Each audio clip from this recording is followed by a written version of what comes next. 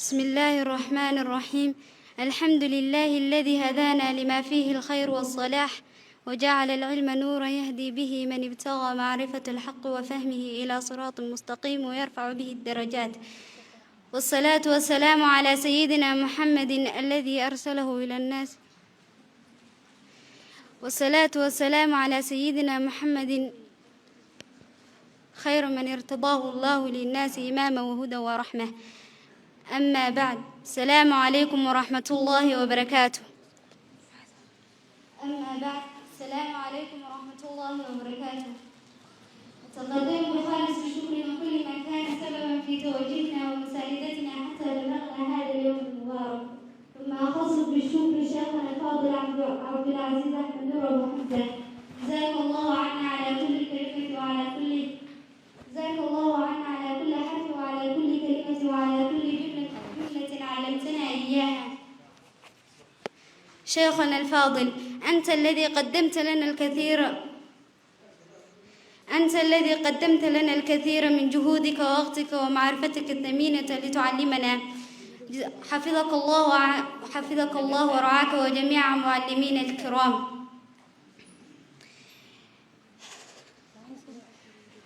ونشكر أيضا لوالدينا الأعزاء الذين بذلوا الجهد والدعاء حتى وصلنا إلى هذه المرحلة، جزاهم الله عنا خير الجزاء. ونتقدم بالشكر لضيوفنا الكريم الذين شرفونا بحضور هذه الحفلة. مرحبا بكل واحد منكم بحسب مقامه ومنزلته. أما بعد، فنحن طالبات معهد الإمام النووي المتخرجات اليوم خاصة من قسم الشريعة، وسنقرأ بين أيديكم فنا من الفنون التي درسناها وهو فن الفقه، خاصة من كتاب الزبد للإمام أحمد بن حسين بن حسن الرسلاني الشافعي رحمه الله.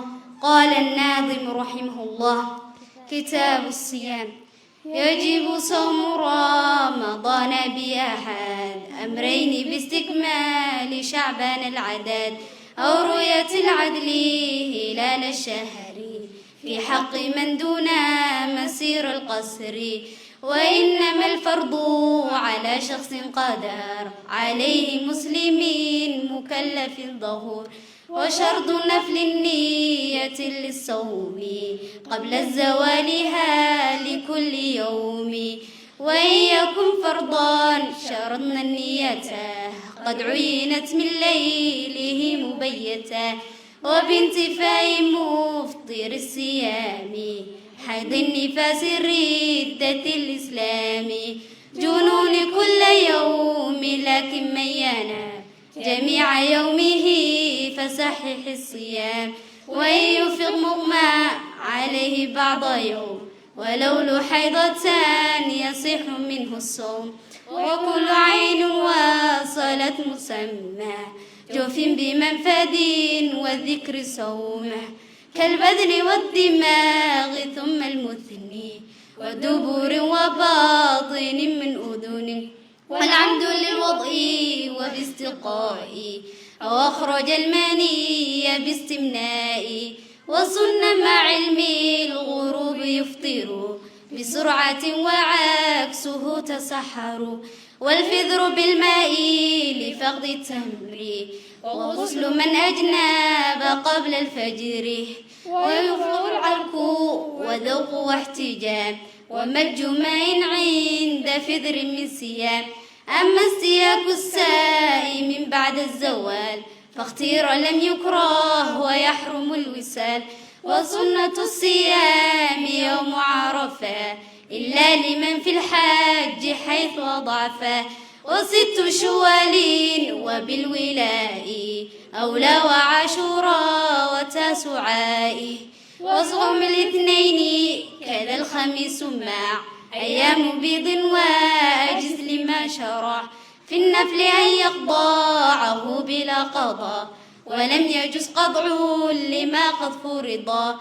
ولا يصح الصوم يوم عيد ويوم تشريق ولا ترديد، لا يوافق عادة أو ندرا، أو وصل الصوم بصوم مرة يكفر المفسد صوم يومي من رمضان إن يضع مع إثمي كمثل من ظهر لا على المرى وكررت إن الفساد كررا.